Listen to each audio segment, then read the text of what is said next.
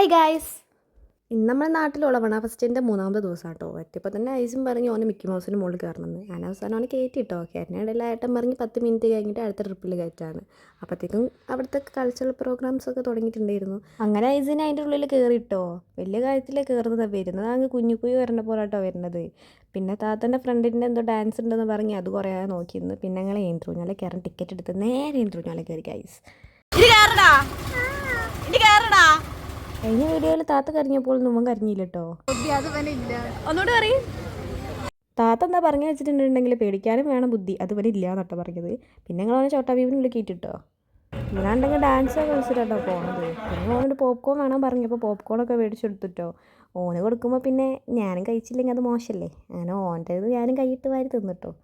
പിന്നെ നമ്മളെന്താ ജ്യൂസ് കുടിക്കാനുള്ള ചോദിച്ച് പോയപ്പോൾ ഉണ്ട് അവിടെ ഷെയ്ക്കായിട്ടൊന്നുമില്ല, പിസ്ത അങ്ങനത്തെ സാധനങ്ങളൊക്കെ ഉള്ളു. അവസാനം ഞങ്ങൾ ഒരു പിസ്ത ഒക്കെ മേടിച്ച് പിന്നെ ഞങ്ങൾ പാനിപ്പൂരി മേടിച്ച്. അപ്പം എൻ്റെ ഫ്രണ്ട് ഉണ്ട് മാക്സൊക്കെ ഇട്ട് വന്നിട്ട് കേട്ടോ.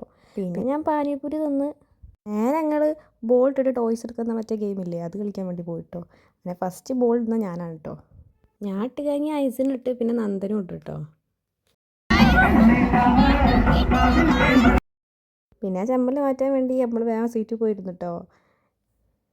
പിന്നെ നമ്മൾ കുറച്ച് പ്രോഗ്രാംസൊക്കെ കാണാൻ വെച്ചിരുന്നു കേട്ടോ. ഈ നടുവിൽ തല ഇടുന്ന കുട്ടി നല്ല രസം കേട്ടോ കളിക്കുന്നത് കാണാൻ. പിന്നെ തിരുവാതിര വട്ടത്തിലല്ല കളിക്കാതെ, ഇവരാണ്ടെങ്കിൽ നേരെ നിന്നിട്ട് കളിക്കുന്നത്. എന്തേലും ആവട്ടെ.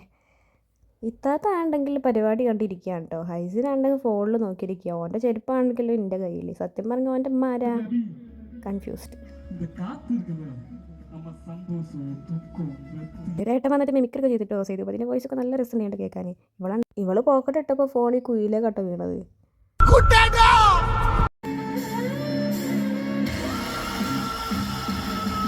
അങ്ങനെ ഇത് കണ്ട് ഞങ്ങൾ നേരെ പുറത്തേക്ക് പോയി ഗൈസ്.